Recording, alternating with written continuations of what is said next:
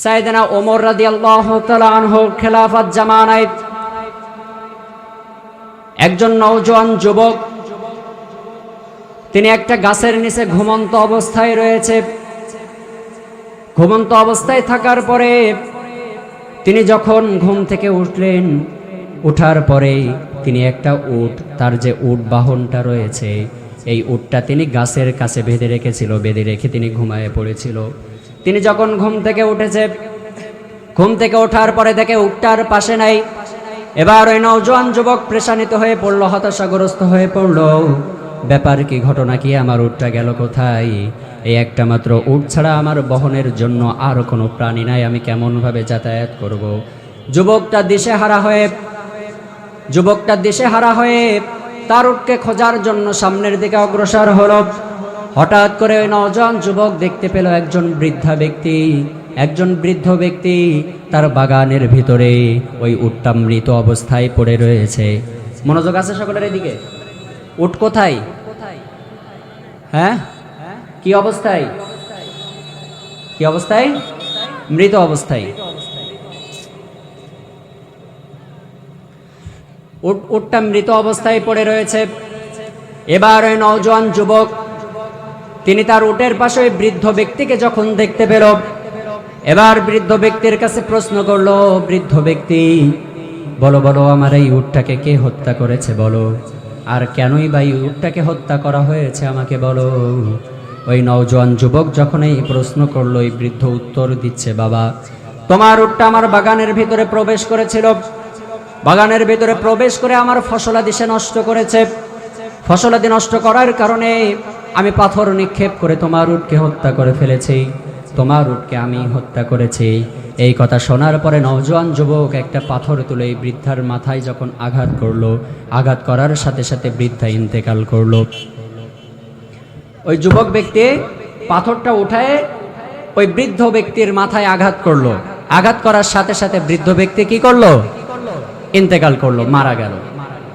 যখন বৃদ্ধ ব্যক্তিটা ইন্তেকাল করলো, এবার নওজোয়ান যুবক চিন্তিত হয়ে পড়েছে যে আমি তো এই বৃদ্ধকে হত্যা করতে চাই নাই, আমি তো তাকে সামান্যতম আঘাত করেছি মাত্র, সে আমার উটকে হত্যা করেছে, বিনিময়ে আমি তাকে একটু আঘাত করেছি, কিন্তু অনাকাঙ্ক্ষিতভাবে হয়তো বা বেকায়দা জায়গায় লেগে গিয়েছে, যে কারণে এই বৃদ্ধ ব্যক্তিটা ইন্তেকাল করেছে, হত্যা হয়ে গিয়েছে। এবার নওজোয়ান যুবক চিন্তিত হয়ে পড়ল, পেরেশানিত হয়ে পড়ল। এরপরে তাদের ওই বৃদ্ধার দুইজন পুত্র, ওই বৃদ্ধ ব্যক্তির দুইজন পুত্র সন্তান, তারা বাগানের ভিতরে প্রবেশ করে যখন এই ঘটনাটা দেখতে পেল, ওই দুইজন যুবক ওই নওজোয়ান যুবককে ধরে আমিরুল মুমিনিন খলিফাতুল মুসলিমিন হযরত ওমর রাদিয়াল্লাহু তাআলা আনহুর কাছে নিয়ে গেল। নিয়ে যাওয়ার পরে হযরত ওমর রাদিয়াল্লাহু তাআলা আনহুকে বলতেছে, ও আমিরুল মুমিনিন, আমাদের পিতাকে, এই যে নওজোয়ান যুবককে আপনি দেখতে পাচ্ছেন, এই নওজোয়ান যুবক আমার পিতাকে হত্যা করেছে। আমরা হত্যার বদলে হত্যা চাই, কসস আমরা আদায় করতে চাই। ও আমিরুল মুমিনিন খলিফাতুল মুসলিমিন, দয়া করে আমার পিতার হত্যার বিচার আপনি করে দেন। এবার হযরত ওমর রাদিয়াল্লাহু তাআলা আনহু ওই নওজোয়ান যুবকের কাছে প্রশ্ন করতেছে যে এই দুইজন ব্যক্তি তোমার বিরুদ্ধে যে অভিযোগ দিয়েছে, অভিযোগ সত্য নাকি? নওজোয়ান যুবক বলে, আমিরুল মুমিনিন, আমি অত্যন্ত পরিশ্রম করার কারণে ক্লান্ত হয়ে গেলাম। ক্লান্ত হওয়ার পরে আমার উটটা গাছের নিচে বেঁধে আমি একটু ঘুমায় পড়লাম। ঘুম থেকে উঠে দেখি আমার উট আমার পাশে নাই। তাদের পিতা আমার উটকে হত্যা করে ফেলেছে, তাদের বাগানের ভিতরে প্রবেশ করেছিল এই অপরাধে। আমি তো ঘুমন্ত অবস্থায় ছিলাম, উটটার দোটে আমি জানি না। ও আমিরুল মুমিনিন, আমি একটু রাগান্বিত হয়ে পড়লাম। রাগান্বিত হয়ে আমি আমার নিজের রাগকে কন্ট্রোল করতে না পেরে একটা পাথর তুলে ওই বৃদ্ধ ব্যক্তির মাথায় যখন আমি আঘাত করেছি, আঘাত করার সাথে সাথে ওই বৃদ্ধ ব্যক্তিটা ইন্তেকাল করেছে। কিন্তু আমিরুল মুমিনিন বিশ্বাস করেন, আমি ইচ্ছাকৃতভাবে তাকে হত্যা করি নাই, বা আমার হত্যা করার মতো কোনো ইচ্ছা ছিল না যে আমি ওই ব্যক্তিকে হত্যা করব। এটা অনাকাঙ্ক্ষিতভাবে এই ভুলটা হয়ে গিয়েছে, অতএব আমি আপনার কাছে ক্ষমা চাচ্ছি। এই কথা যখন ওই নওজোয়ান যুবক বলল, এবার ওই বৃদ্ধর দুইজন পুত্র তারা বলতেছে, আমিরুল মুমিনিন, আমার পিতাকে সে হত্যা করেছে, আমরা এই হত্যার বিচার চাই। আমরা কোনো কথা শুনতে চাই না, হত্যার বিচার আমরা চাই, আমাদের হত্যার বদলে হত্যার বিচার করে দিতে হবে। এবার ওই নওজোয়ান যুবকের পক্ষে কোনো ব্যক্তি সাক্ষী দেয় না, কোনো রায় আসে না। আমিরুল মুমিনিন বলছে তোমার কোনো সাক্ষী নাই, আর তুমি যে ঘটনাটা ঘটিয়েছ এটা অনাকাঙ্ক্ষিতভাবে হলেও তারা তোমার বিরুদ্ধে মামলা দিচ্ছে, তারা তোমার বিরুদ্ধে মামলা দিচ্ছে, অতএব এখানে করার কিছু নাই। তোমার উটকে সে হত্যা করেছে, বিনিময়ে তুমি বৃদ্ধর কাছে একটা উট আবদার করতে পারতে, দাবি করতে পারতে, কিন্তু তুমি সেটা না করে উটের বদলাতে তুমি তার পিতাকে হত্যা করেছো। অতএব তার পিতাকে তুমি যেমনভাবে হত্যা করেছো এখন তোমাকেও ঠিক তেমনভাবে হত্যা করা হবে। আমি রায়, আল্লাহ তাআলা যে রায়টা দিয়েছে এই রায়তে আমি বিন্দুমাত্র পিছপা হতে পারবো না। সুবহানাল্লাহ বলে। আল্লাহ তাআলা যে রায় দিয়েছে, কি রায় দিয়েছে? আল হুররু বিল হুররি ওয়াল আবদু বিল আবদি ওয়াল উনসা বিল উনসা। যে আল্লাহ কসাসকে ফরজ করে দিয়েছে, সে তোমার সাথে যে আচরণ করেছে অনুরূপ আচরণ তুমি তার সাথে করতে পারবা। সে আমার পিতাকে হত্যা করেছে, আমরা চাই যে সে হত্যা হবে এখন। এই হচ্ছে বিচার, বিচার করা হলো। এবার নওজোয়ান যুবক বলতেছে আমিরুল মুমিনিন, মৃত্যুর পূর্বে আমাকে হত্যা করার পূর্বে আমার একটা আবদার আপনাকে রাখতে হবে। আমিরুল মুমিনিন প্রশ্ন করতেছে বলো বলো কি তোমার আবদার, আমাদেরকে জানাও। এবার ওই নওজোয়ান যুবক বলতেছে আমিরুল মুমিনিন আমাদের আবদারটা হলো আমি কিছু ঋণ রয়েছে আর কিছু মানুষের আমানত আমার কাছে রয়েছে, আমাকে কিছুদিন পর সময় অবকাশ দেয়া হোক, কিছুদিন পর্যন্ত আমাকে অবকাশ দেয়া হোক, আমাকে একটু ছেড়ে দেয়া হোক। ছেড়ে দেওয়ার পরে আমি বাসায় যাব, বাসায় গিয়ে ঋণগুলো পরিশোধ করব, আমানতগুলো পৌঁছায় দিব, পৌঁছায় দিয়ে আমি আবার সময় মতো আপনাদের মজলিসে হাজির হব। হযরত ওমর বলতেছে আমার কি মাথা খারাপ নাকি? আমার কি মাথা খারাপ? আগে তাই তুমি হত্যা করেছো, এখন তোমাকে হত্যা করা হবে, তোমার হত্যার রায় এসে গিয়েছে, এখন তোমাকে যদি ছাড়ি তুমি কি আর আসবা? আসবে ওই ব্যক্তি? যদি প্রকৃত মুমিন হয় তাহলে সে আমানতের খেয়ানত করবে, আর যদি মুনাফিকের চিন্তা ভাবনা করে তাহলে ওর ছায়াও আর কখনো খুঁজে পাওয়া যাবে। কারণ মুমিন ওয়াদা পালনে অভ্যস্ত, মুমিন কখনো ওয়াদা খেলাপ করে না। কারণ আল্লাহ রাব্বুল আলামিন বলছেন কদ আফলাহাল মুমিনুন ওয়াল্লাযীনা হুম লিআমানাতিহিম ওয়া আহদিহিম রাউন। আল্লাহ তাআলা বলছে সফল কাম তো হয়েছে তারা, আমানতের খেয়ানত করে নাই বরং আমানতের রক্ষা করেছে যারা। পড়েন সুবহানাল্লাহ। তাহলে পৃথিবীতে দুইটা পথ। কয়টা পথ? একটা হচ্ছে সফল আর একটা হচ্ছে ব্যর্থ। একটা সফল আর একটা কে? ব্যর্থ। তাহলে আল্লাহ বলছে সফল কাম তারা যারা আমানতের খেয়ানত করে নাই, আমানত যারা রক্ষা করেছে তারাই হয়েছে সফল কাম। আর যারা সফল হতে পারে নাই তারা কি হয়েছে বলেন? কি হয়েছে? ব্যর্থ হয়েছে। আর পৃথিবীতে যারা ব্যর্থ হবে আখিরাতে তাদের জন্য জান্নাত ওয়াজিব। হ্যাঁ, পৃথিবীতে ব্যর্থ হলে জান্নাত ওয়াজিব নাকি? জাহান্নাম তাদের জন্য আল্লাহ তাআলা রেডি করে রেখেছে, আর জান্নাত তাদের জন্য আল্লাহ হারাম করে দিয়েছে। যারা পৃথিবীতে কি হবে?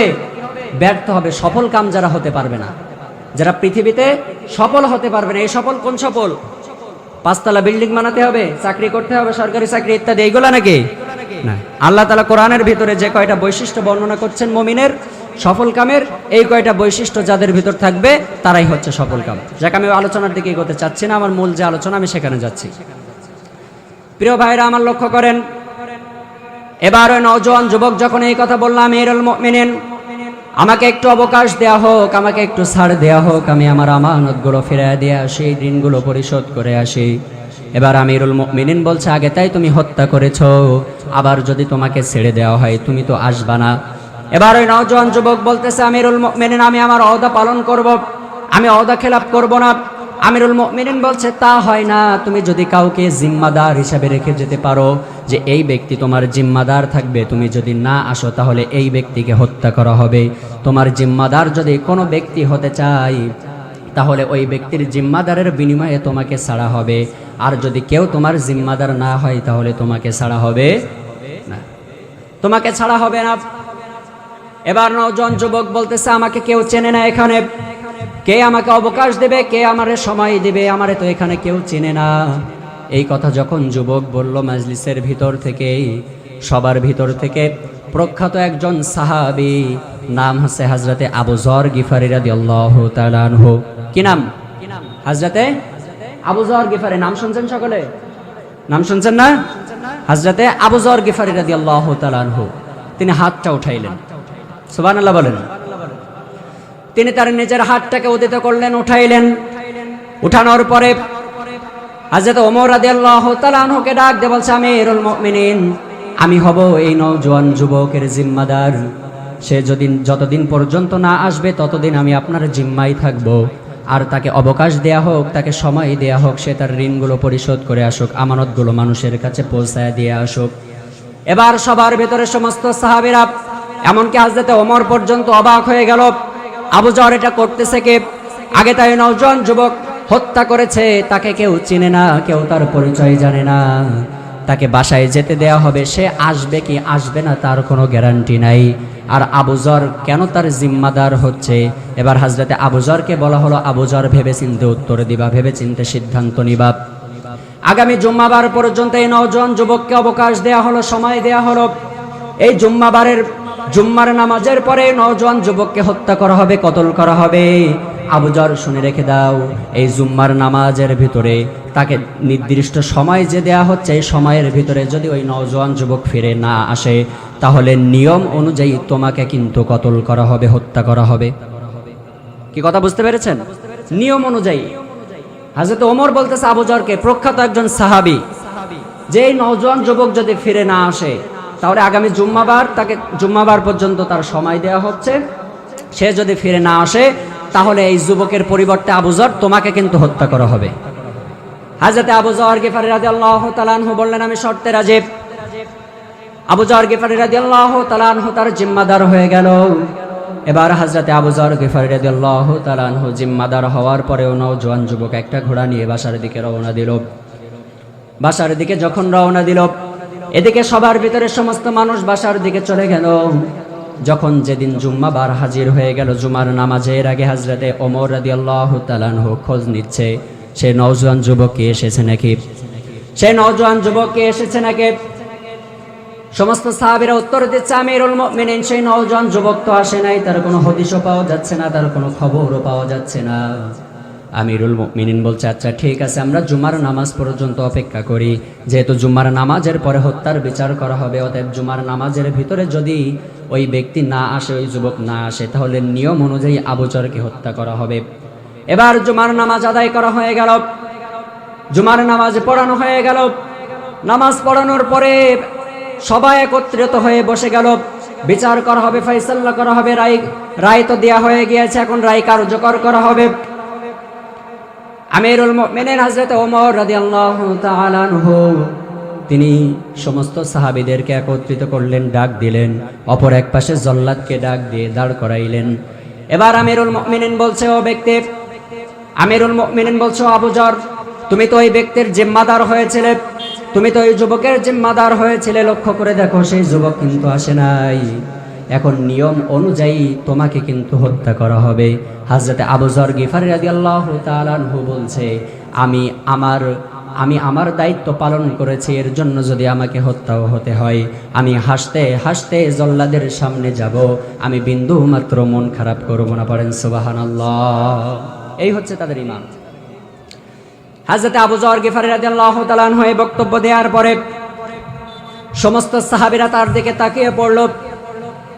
অস্ত্রসিক্ত অবস্থায় সকলের চোখ দিয়ে অস্ত্র পড়তেছে, যে আবু যরের মতো একজন প্রখ্যাত সাহাবী, আবু যরের মতো একজন প্রখ্যাত সাহাবী, বিনা অপরাধে তাকে এখন হত্যা হতে হবে, বিনা অপরাধে তাকে হত্যা হতে হবে। কারোর যেন মন মানে না, কারোর যেন মনে বুঝ দিতে পারে না। এমনকি আমিরুল মুমিনিন হযরত ওমর রাদিয়াল্লাহু তাআলা আনহু, তিনিও চিন্তা করতেছে যে আবু যর তো কোনো অপরাধ করে নাই। আবু যর কোনো অপরাধ করেছে? তাহলে তো আবু যরকে ছেড়ে দেওয়া যায় নাকি? ছেড়ে দেওয়া যায় না? তিনি গোটা বিশ্বজাহানের অর্ধেক খলিফা তিনি ছিলেন, তাহলে তিনি ইচ্ছা করলে দিতে পারতেন কিনা? পারতেন, কিন্তু দেয় নাই কেন? কোরআনের ভিতরে আল্লাহ শর্ত দিয়েছে না? দিয়েছে কিনা? দিয়েছে। তিনি গোটা অর্ধ জাহানের খলিফা হওয়ার পরেও তিনি তার ওয়াদা, তিনি কোরআনের ওয়াদা, তিনি রাষ্ট্রীয় ক্ষমতায় গিয়েছে, কোরআনকে গ্রহণ করেছে, তিনি তার ওয়াদা খেলাপ করে নাই। কোরআনের দায়িত্ব সঠিকভাবে তিনি পালন করেছে। আর তুমি কোন সদরুদ্দিন নেতা কোরআনের বিরুদ্ধে তুমি কথা বলো? তোমাকে কিয়ামতের দিন কঠিন আসামির কাঠগড়ায় দাঁড়ানো লাগবে, কথা ঠিক কিনা? কঠিন আসামির কাঠগড়ায় তোমাকে দাঁড়ানো, ছাড় হবে না কোনো। প্রিয় ভাইরা আমার, হুজুর আসতেছে, আমি শেষ করে দিচ্ছি, সংক্ষেপে বলি। এবার হযরত আমিরুল মুমিনিন হযরত ওমর রাদিয়াল্লাহু তাআলা আনহু মনে মনে চিন্তা করতেছে, আবু যর তো কোনো অপরাধ করে নাই, বিনা অপরাধে আবু যরকে এখন হত্যা করতে হবে। কিন্তু করার কিছু নাই, আল্লাহ একটা রায় দিয়ে দিয়েছে, আল্লাহ একটা নিয়ম করেছে, আমি ওমর এই নিয়মের বাইরে যাইতে পারবো না, নিয়ম থেকে চুল পরিমাণ নড়তে পারবো না। এবার জল্লাদকে যখন বলা হলো, জল্লাদ তুমি কি হত্যা করার জন্য রেডি নাকি? জল্লাদের চোখ দিয়ে পানি পড়তেছে। বর্ণনার ভেতরে এমন ভাবে লেখা হলো, জল্লাদ বলতেছে, আমি আমার জীবনে বহু মানুষকে হত্যা করেছি, তারা অপরাধ করেছে, তাদেরকে হত্যা করেছি, আমার বিন্দু মাত্র কোনো আফসোস থাকে নাই, আমার বিন্দু মাত্র কোনো ভয় হয় নাই, আমার দিল একটুও কাঁপে নাই। কিন্তু আবু যরকে যে আমি হত্যা করব, আমার পা যেন সামনের দিকে আগায় না, কারণ তিনি হচ্ছে একজন নিরপরাধ সাহাবী। তিনি কে? তিনি একজন নিরপরাধ সাহাবী। প্রিয় ভাইরা,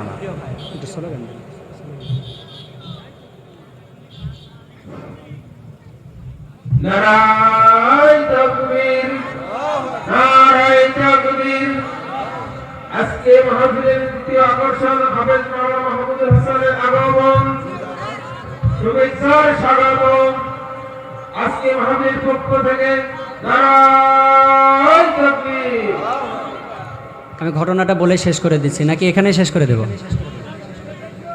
আমার উস্তাদ অনুমতি দিয়েছেন, আমি ঘটনাটা সংক্ষেপে বলে শেষ করে দিচ্ছি। প্রিয় ভাইরা, তাহলে জল্লাদ কি বলতেছে? যে আমি জীবনে বহু হত্যা করেছি, কিন্তু আমার কখনো বুক কাঁপে নাই, কখনো কিছু মনে হয় নাই, কিন্তু আমি যে আবু যরকে হত্যা করব, আমার পা যেন সামনের দিকে এগোচ্ছে না।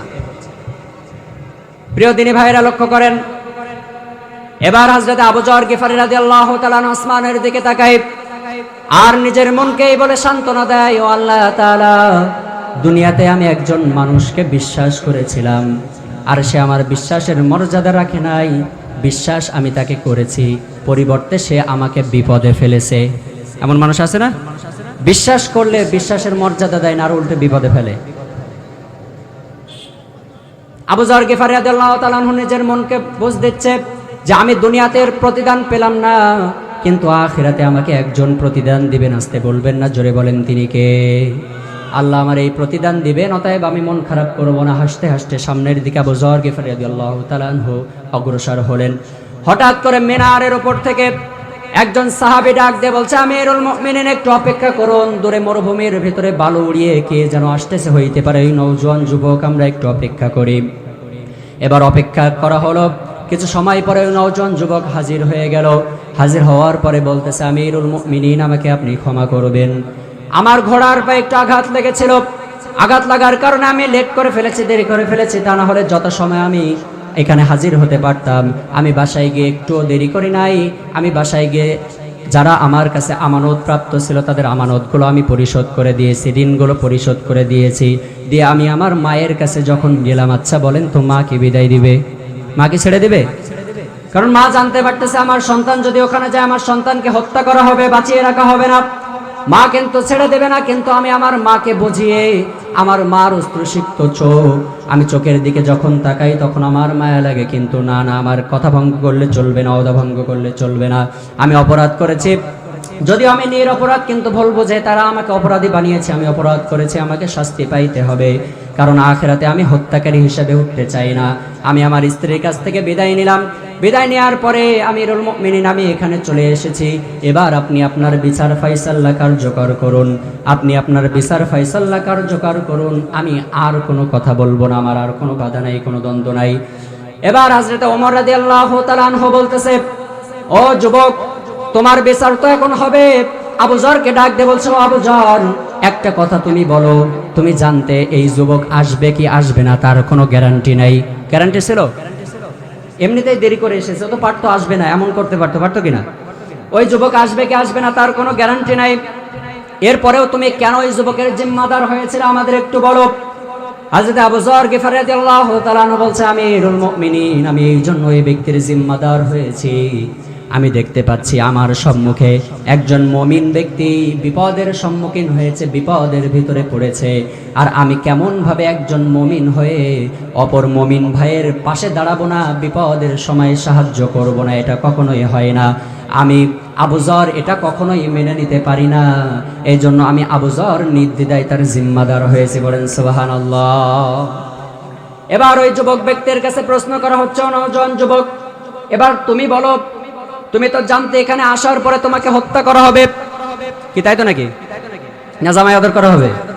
তুমি তো জানতে এখানে আসার পরে তোমার হত্যা করা হবে, কিন্তু তুমি এর পরেও কি জন্য এসেছো আমাদের একটু বলো। তুমি তো চাইলে না আসতে পারতে, তোমাকে হত্যা হতে হতো না, এখন তো তোমাকে হত্যা হতে হবে, এরপরেও তুমি কি জন্য আসলে? এবার নওজোয়ান যুবক বলতেছে, আমি এই জন্য এসেছি, কারণ যখন কোনো ইহুদি খ্রিস্টান নাসারা এই কথা শুনবে যে একজন মুসলমান ব্যক্তির বিপদে পড়েছিল, অপর একজন মুসলমান ভাই তার বিপদের সম্মুখীন হয়েছে, তার বিপদে পাশে দাঁড়িয়েছিল, কিন্তু ওই মুসলমান তার বিপদে পাশে দাঁড়ানো ব্যক্তির প্রতিদান না দিয়ে তাকে আরো উল্টো বিপদে ফেলেছে, এই কথা শুনে আর আমি আমার আমানতটা ভঙ্গ হয়ে যাবে, এই দুইটা কারণে আমি এখানে এসেছি। অন্যথায় ওই সমস্ত ইহুদি নাসারা আমাদের ধর্মের উপর আঘাত করবে, ধর্মের উপর তারা দোষারোপ করবে। অতএব আমি চাই না আমার ধর্মের, আমার জন্য আমার ধর্মের উপর কোনো আঘাত আসুক। সুবহানাল্লাহ বলেন। প্রিয় ভাইরা আমার, এবার ওই দুইজন নওজোয়ান যুবক যারা তাদের পিতার হত্যার বিচার দিয়েছিল হযরত ওমরের কাছে, এই দুইজন ব্যক্তির কথা, আবু যর গেফারি এবং ওই নওজোয়ান যুবকের কথা শুনে ওই বৃদ্ধার দুইজন সন্তান তারা বলতেছে, ও আমিরুল মুমিনিন, আপনি ওই ব্যক্তিকে, ওই নওজোয়ান যুবককে ক্ষমা করে দিন। বলেন সুবহানাল্লাহ। ওই নওজোয়ান যুবককে কি করুন? ক্ষমা করে দিন। এবার ওমর প্রশ্ন করতেছে, কেন ক্ষমা করে দেব? তুমি তো বিচার চেয়েছিলে, এখন কেন ক্ষমা করে দেব?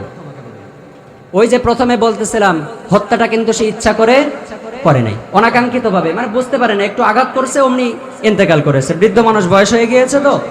এবার ওই দুইজন ব্যক্তি, দুইজন সন্তান, তারা হযরত ওমরকে বলতেছে, আমিরুল মুমিনিন, আপনি এই জন্য তাদের মামলাটা উঠায় নেবেন, কারণ পৃথিবীর বুকে অসংখ্য ইহুদি নাসারা রয়েছে, তারা যেন আমাদের এই ঘটনা, যদি এ হত্যা হয়ে যায়, আগামীকাল সারা দেশে প্রচার হয়ে যাবে, বিশ্বে প্রচার হয়ে যাবে, যাতে করে কোনো মুনাফিক, কোনো চরিত্রহীন আর কোনো কাফের বলতে না পারে যে একজন মুমিন ব্যক্তি বিপদে পড়েছিল, অনাকাঙ্ক্ষিতভাবে একটা কাজ করে ফেলেছিল, কিন্তু অপর মুমিন তার কাছে ক্ষমা চেয়েছিল, কিন্তু কোনো মুসলমান তাকে ক্ষমা করে নাই, এই কথা যাতে না বলতে পারে। সুবহানাল্লাহ বলেন। ক্ষমা প্রার্থনা করেছিল না প্রথমেই, যে আমি অনাকাঙ্ক্ষিতভাবে হত্যাটা করে ফেলেছি, আমাকে মাফ করা হোক, যাতে করে এই কথা বলতে না পারে যে একজন মুসলমান অপর মুসলমানের কাছে ক্ষমা চেয়েছে, কিন্তু একজন মুসলমান অপর মুসলমানকে ক্ষমা করে নাই, এই কথা যাতে না বলতে পারে, কোনো বিধর্মীরা আমাদের ধর্মের উপর আঙুল তুলতে না পারে, যে কারণেই আমরা তাকে ক্ষমা করে দিচ্ছি। পড়ি সুবহানাল্লাহি বিহামদিহি।